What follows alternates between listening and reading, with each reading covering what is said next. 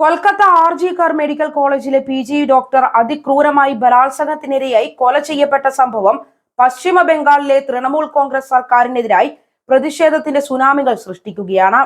മനുഷ്യത്വം തൊട്ടു തീണ്ടാത്ത വിധം അക്രമത്തെ ന്യായീകരിക്കുകയും അക്രമികളെ സംരക്ഷിക്കുകയും ചെയ്യുന്ന സർക്കാരിനെതിരെയും ബംഗാളിനകത്തും പുറത്തും പ്രതിഷേധം കത്തിക്കയറുകയാണ്.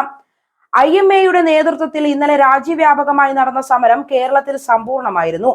ബംഗാളിൽ ഡോക്ടർമാരെ സ്ഥലം മാറ്റി പ്രതിഷേധത്തിൽ നിന്ന് പിന്മാറ്റാൻ മമതാ ബാനർജിയുടെ സർക്കാർ നടത്തിയ ശ്രമം തിരിച്ചടിയായിരിക്കുകയാണ്.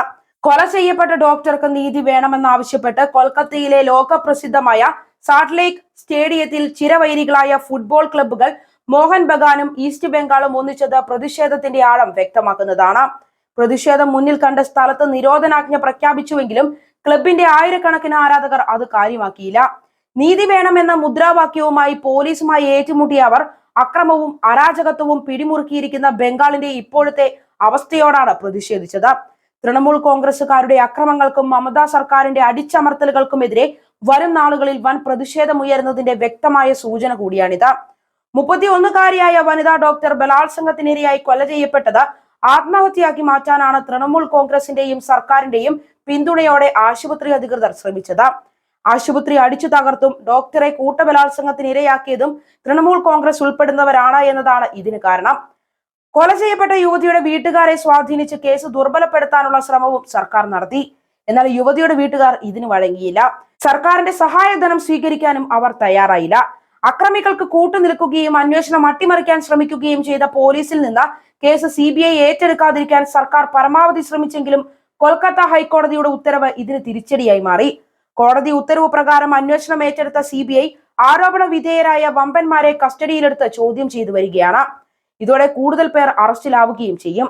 ഇതിനിടെ ഓഗസ്റ്റ് 9 പുലർച്ചെ നടന്ന രാജ്യത്തെ നടക്കിയ സംഭവത്തിൽ സുപ്രീം കോടതി സ്വമേധയാ കേസെടുത്തിരിക്കുന്നത് മമതാ സർക്കാരിന് വീണ്ടും തിരിച്ചടിയായി.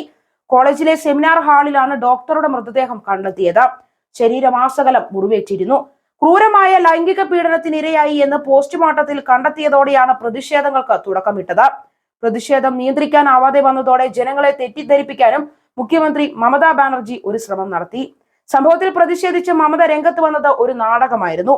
ഡൽഹിയിൽ ബലാത്സംഗത്തിനിരയായി കൊല ചെയ്യപ്പെട്ട മെഡിക്കൽ വിദ്യാർത്ഥിനിയായ നിർഭയയുടെ അമ്മ ആശാദേവി രൂക്ഷമായ ഭാഷയിലാണ് ഇതിനെ വിമർശിച്ചത്. ആരോഗ്യ വകുപ്പിന്റെയും പോലീസിന്റെയും നിയമ സംവിധാനത്തിന്റെയും മേൽ അധികാരമുള്ളപ്പോൾ ആർക്കെതിരെയാണ് ഈ മുഖ്യമന്ത്രി പ്രതിഷേധിക്കുന്നത് എന്നാണ് ആശാദേവി ചോദിച്ചത്.